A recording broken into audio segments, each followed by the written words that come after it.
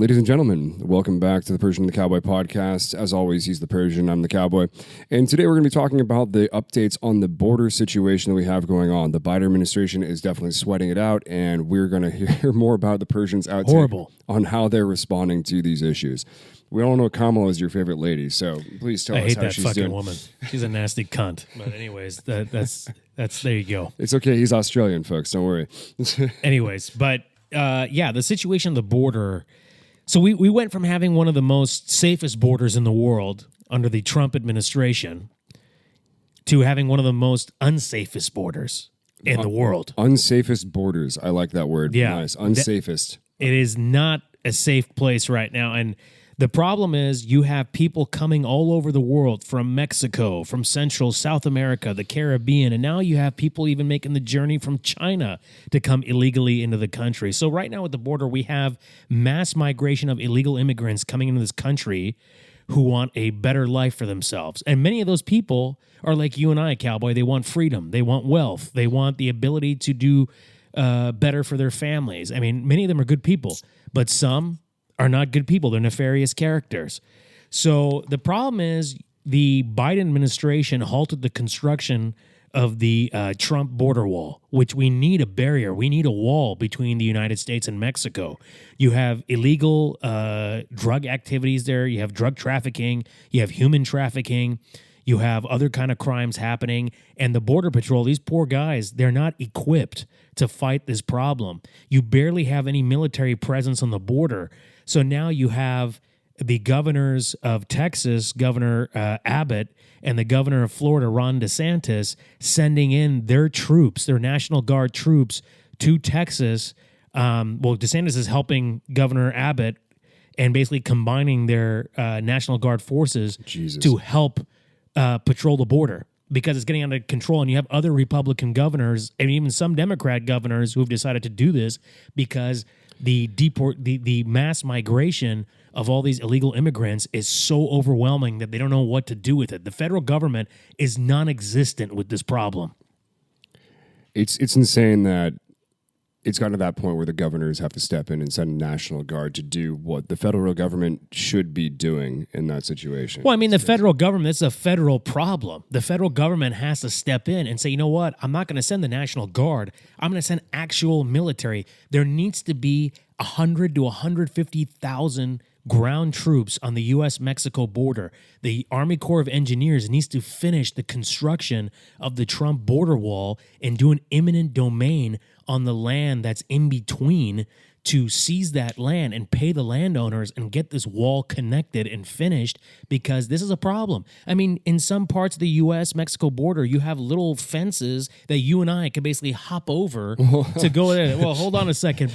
And then you also have barbed wire that people get stuck in, but they're able to get out. Yeah. So, I mean, what is this? I mean, I got to say, though, we've seen you try to hop a fence before. And it's worked out. And let me tell you, folks, this guy did not hop any fences. He came into this country legally. There's no eyewitness account to this. But basically, the thing is, you have a lot of criminals coming into this country. You have a lot of people who are coming in that we don't know what their intentions are. Just the other day in California, there was a sting operation in Central California. Apparently, there were illegal immigrants. There were illegal immigrants from China who were working on a strain of the COVID-19 virus that they're trying to make it lethal, and they were working on rats, and apparently they're working on a strain that's 100% lethal, and they don't know if it's going to be lethal towards humans or it's going to be worse to the point where we're just going to die if we get COVID,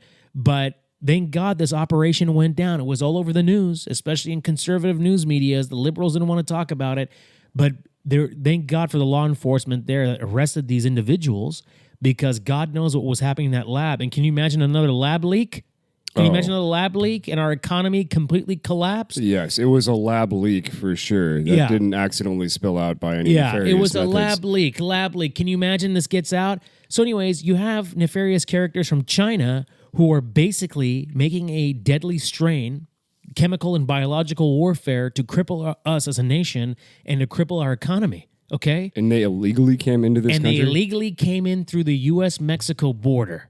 That's insane. You know how many nationals from China could be coming into this country, and some of them have ties to the Chinese government that are trying to sabotage our country? Well, forget that. I mean, like, imagine Russians. Imagine there are you know, Russians here, and then even at the border, there has been illegal Iranian immigrants. Some good people, some bad, who have ties to the Iranian government. There are Russian individuals who have been confiscated at the border, who have been stopped by Border Patrol, who have documents from Russia, and apparently some of them also have ties to the Russian government. So you have individuals that are infiltrating our country, and have already infiltrated our country, but we're stopping some of these individuals at the border and being like, whoa, it's just not migrants coming from Central and South America and Mexico. These are actual people from other countries coming in, but some of them have ties to terrorism. Some of them have ties to governments that we are not allies with, that we're enemies with. So that's very concerning. Well, absolutely. It's just, you know, protection of the citizens is the government's number one responsibility, according to the government, right? Because they're taking our guns away. We're not allowed to protect ourselves. So they're supposed to guarantee our protection, and they're allowing all this stuff to go down at the same time. It's like, choose one. Either give us the full Second Amendment and allow us to defend ourselves, or defend us from foreign invasion, which is happening across our border right now. The President of the United States and the federal government, when they swear their oaths at their ceremonies, when they're voted in, okay, they have to protect us from enemies, both foreign and domestic. The United States is currently, this administration, the Biden administration, another failed administration, is not doing this. They are making our country weak, especially at the border. Our border's wide open. Biden loves open borders. And you have these migrants spilling into the United States illegally, not legally, but illegally. And they are being sent to sanctuary cities where they're committing crimes. First of all, why is there something called a sanctuary city where these people can just chill and do whatever the fuck they want? We live in a sanctuary state, my friend. We do live in a sanctuary state. Which is why I'm surprised there was a sting operation in California. Yeah, I'm surprised because they let criminals get away with everything. That must have been the FBI or something. Well, I mean, you had the story in San Francisco where basically a friend of ours said, hey, at the Lululemon store in San Francisco, some workers, they called the police because you had a gang of 10 people come in the store and steal men and women's clothing, and then they were fired because they weren't supposed to intervene and call the police because they have a non-intervention policy. Yeah. So this is the kind of shit we're dealing with, not just in California, but throughout the country, especially in Democrat blue states. So this is a basic right in terms of protection. We need to protect our citizens. We need to protect our country and our national security and our domestic security. I think we really take for granted the idea that everyone's just out there, and if you just love someone enough, they're going to love you back. Like, that's not how it works with everyone. There are truly evil people out there. There are evil people. There are demonic people that are possessed and just want to see the world burn down. They see the value and prosperity that we have in the United States, and they want to just take that away from us. They don't want it for themselves. They just want to destroy it and bring it back to the bedrock of human existence. Well, I 100% agree with you, but I think in terms of this case, I mean, like, I'll give you an example. Like, it's not like, that toxic idea that you can, like, go out and be, Mary Poppins and, like, sing to the birds, and then the foxes are going to come up and start, like, hanging out with you and stuff like that. Like, you can't take wild animals and domesticate them. It's not something like that. No, it's the primal, and humans are like that. We are violent creatures by nature. The miracle is that we have become civilized, not that we are violent on our nature, but like it's the miracle is we've become civilized and gentle, and we don't steal all the time. We don't kill each other all the time. We've learned how to live in peace and harmony. That's the miracle, not the other way around. No, and I 100% agree with you. My thing is here with illegal immigration. There are many illegal immigrants in this country that have come illegally, unfortunately, but they're here. The ones that are here, that are people like you and me, that are trying to work, make a living, whatever, you give them a pathway to legal citizenship, an amnesty type that Ronald Reagan wanted to do during the 80s. However, the people that are here that are committing crimes, who've been arrested multiple times and deported and have come back over time and time and time again, you gotta jail them.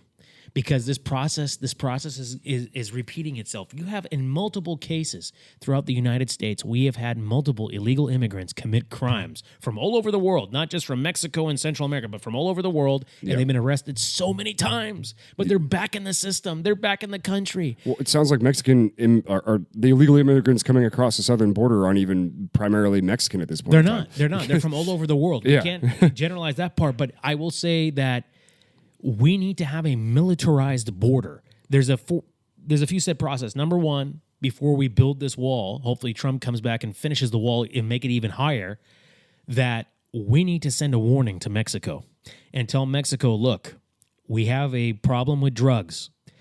And the situation with drug trafficking and human trafficking is becoming a very big problem. And the cartels have already infiltrated the United States. In all 50 states, they're abundant, especially in major cities like Los Angeles, New York, Miami, Chicago.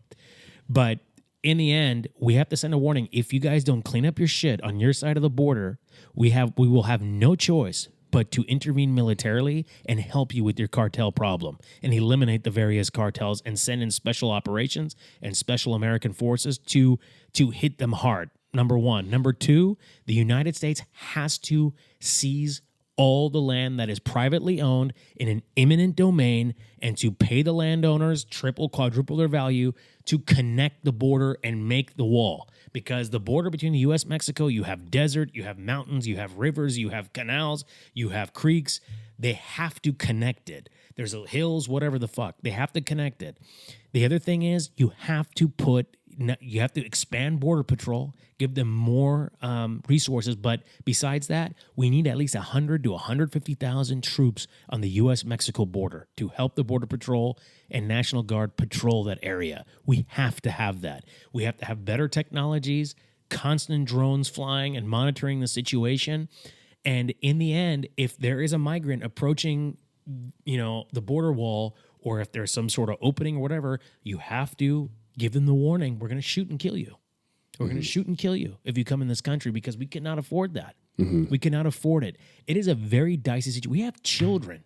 We have children in the border that are stranded. Their mother and fathers have died making the journey, and they're abandoned.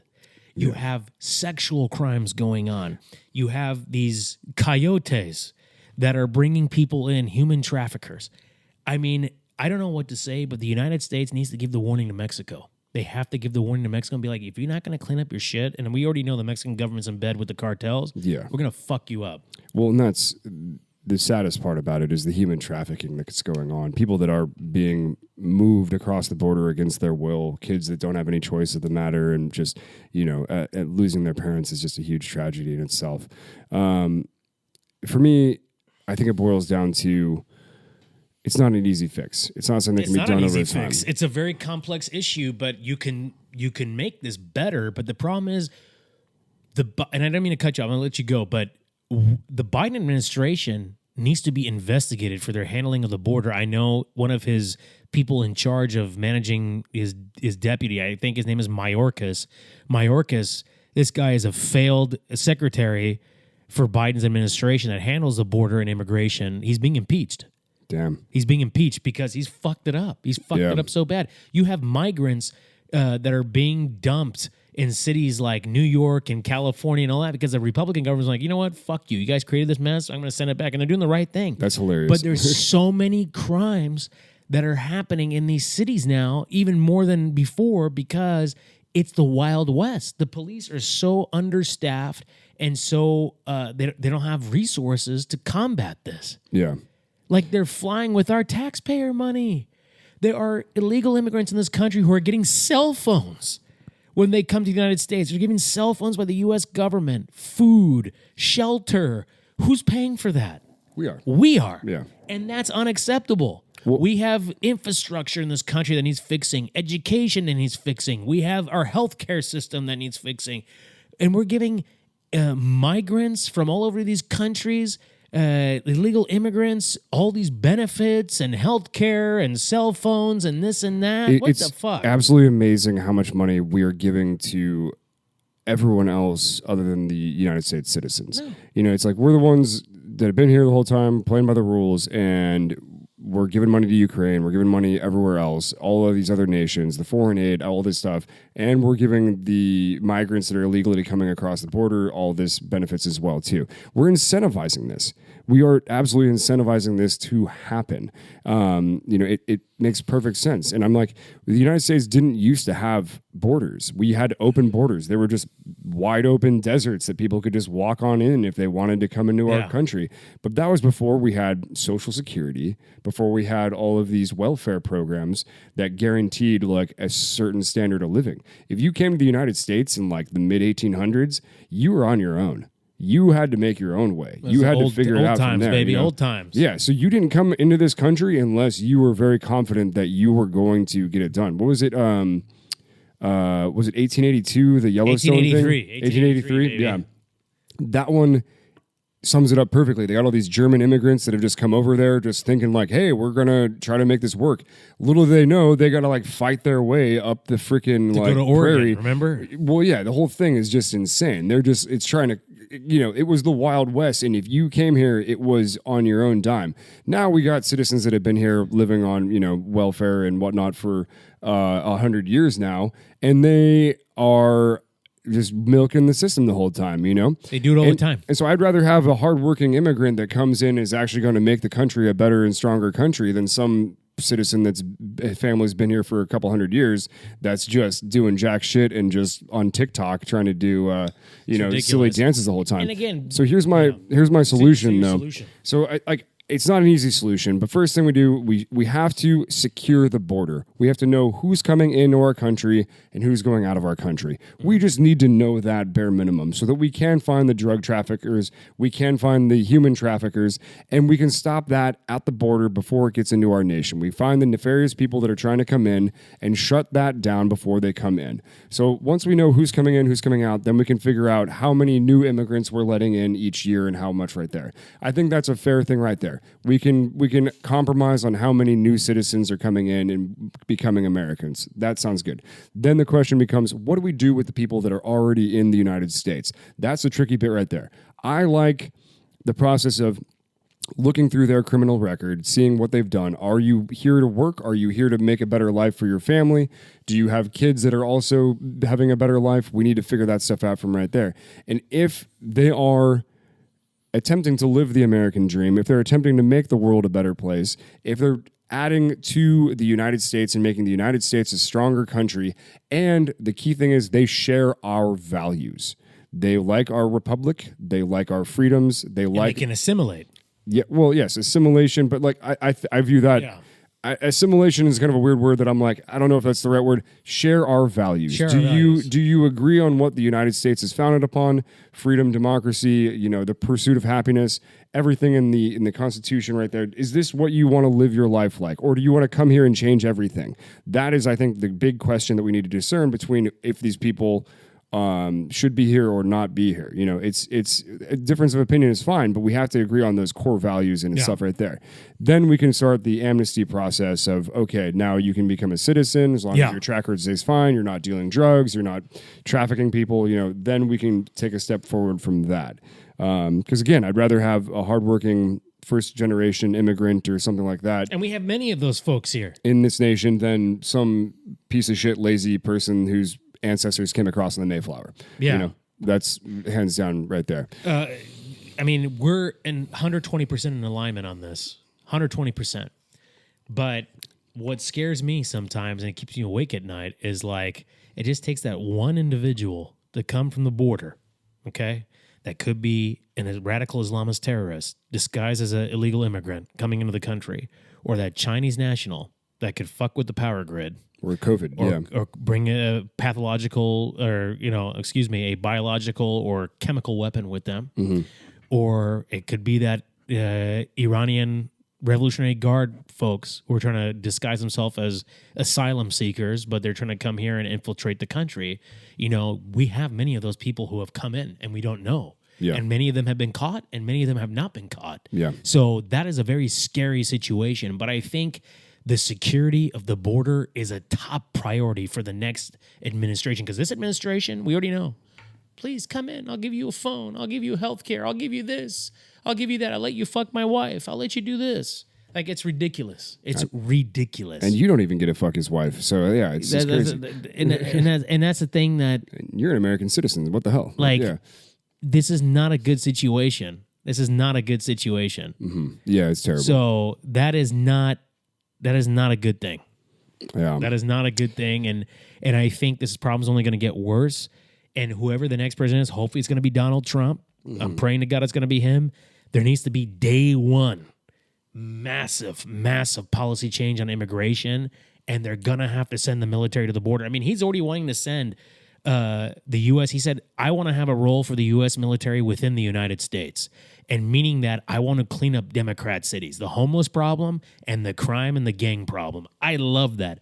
I am for using the U.S. military to clean up this problem because law enforcement is so understaffed and they are under-resourced, they cannot handle this problem. You need high-powered weapons. You need military power to eradicate gangs and eradicate crime and eradicate homelessness. Well, and I think there's another side of the coin, too, that we haven't really touched upon, which is the Mexican citizens. And Mexico has the potential to be one of the most prosperous nations. Top 5 country in the world. They have so many natural resources. Mm-hmm. They have so much oil. They have so much potential. You know how big Mexico is? Yeah. It's huge. My God. Population's big. And they lost half their landmass during the Spanish-American War and during the time of the U.S.-Mexico War, Texas, Colorado, California, even before that too. I mean, that's another episode in itself right there. But I'm just saying, it could have been a massive... Can you imagine all that oil and natural gas and minerals and all that shit? Yeah, they have California. That'd be insane. So, yeah, it's going to be in Spanish right now. But the point, though, I want to make, though, is it's kind of similar to Iran, where the government is corrupt and not guaranteeing the rights of the people. You know, they have elections, but they're rigged because the cartel owns the cartel owns the government right there. And so the question then becomes of like, how do you hit the reset button on that? How do you get something out of there that's so institutionalized already? And because that's, I think, the big problem is like, if we just got rid of the cartel and had Mexico just become the beautiful country, and well, it is, but also like the prosperous country that it could be. There's so much potential, you know. And like, how do we get there? You know, that end goal right there is crazy because in like the manufacturing in Mexico is cheaper and more skilled than China right now. Mm-hmm. They're a young demographic. They have a young population that's hungry and wants to work, similar to Iran. You know, they're ready to go, and so now, what is the step for them to eradicate the cartel from their politics is crazy. The problem is the cartels are so powerful, and it's not just 3 cartels. You have like multiple cartel groups. Yeah. And the thing is, they've infiltrated the Mexican government that they're running the show. Mm-hmm. And these cartels, holy shit, they are powered and equipped with American military type weapons. Yeah. High powered. So it's going to take intervention militarily to help the Mexican government, but there are some people in the Mexican government who are tired of the cartels. They want to change, but there's so few of them. And the ones that do speak up, they disappear or they're killed or this and that. You have so many police officers in Mexico who have lost their lives, military people who have lost their lives fighting the cartel. It's dangerous over there. Yeah. It's dangerous. And it's been dangerous for decades with the drug trade. But as long as the human being has an affinity for drugs, gambling, prostitution, all that, these problems, especially with the narcotics, are going to continue unless there is a policy of government legalization that is controlled. Then, I think the war on drugs is a complete waste of time. We've spent trillions and trillions of dollars of taxpayer money to combat this, and it's only getting worse. You have the cartels have already infiltrated the United States. They're all over the place. And the thing is, the drugs are getting more potent. They're getting more dangerous. I mean, you look at fentanyl. My God, fentanyl is just off the charts. And the thing is, it's already here. You might as well legalize it, tax it like a business, 40-50%, and get the money and reinvest that money into the American infrastructure, healthcare, education, things like that. But you also control it like a business. Yeah. I mean, that's what I think the end game plan is, because if you take one cartel out, there's going to be a new cartel to take its place. I mean, if you watch Narcos, especially Narcos Mexico on Netflix, they talked about the drug games like a succession thing. One guy falls down, then somebody else takes its place under the radar, and then you go to war with them. Mm-hmm. So in the end of the day, this situation is not going to end unless there is a lateral kind of group effort to eradicate this, but there has to be a policy of legalization, unfortunately. Yeah. There has to be, because you have to control it at the source. You have to eliminate that source militarily, but then you control it, you tax it like a business, and you have laws in place where you can't just get high in the park like I'm shooting up. And again, I think that all begins with securing the border and figuring out who 100% is coming into this country and why they're coming here. I think that is just step one in so many other ways. There's many other problems that need to get fixed after that, but I think that is step one that has to happen. So securing the border is the number one primary objective. And if that requires the United States to place 100,000 ground troops on the U.S.-Mexico border, so be it. And if the state governments get in the line of the federal government, the new federal government coming in, then the federal government should cut off those states financially. Yeah, makes sense. Cut them off. Like California, Arizona's on board with this. Texas is on board with this. Even New Mexico is on board with this. But you have other states like California, and even the states that don't necessarily border the border, but bordering states that are like, just let them in, whatever. Those governments should be cut off. Well, they should federally just ship them all right there is kind of what they ship them, but that's yeah. not but in the end, it's going to cause a lot of crime and this problem, that overcrowding. Yeah. But federally, you're like, okay, you want to do this? I'm going to cut you off federally off different things, and you fuck them like that. Sanctions on states that aren't abiding by federal law. It. And that's, I think what we've figured out too, is federal law needs to trump state law. Yes. We fought a civil war over that shit. It has been decided of how that's supposed to go. And now for some reason we're just letting it all loosey-goosey again. It's like we're going to have another big disagreement about this. It's going to be a problem. The state should govern, the state should govern itself in terms of, day to day, but the federal government has the absolute word. Yes. Absolute word, and they get their orders from the federal government. But there should be as few... Well, that's a philosophical thing. There should be as few laws as possible in both sides. Well, the federal government should be as small as it possibly can be, and so then state government should also be as small as it possibly can be.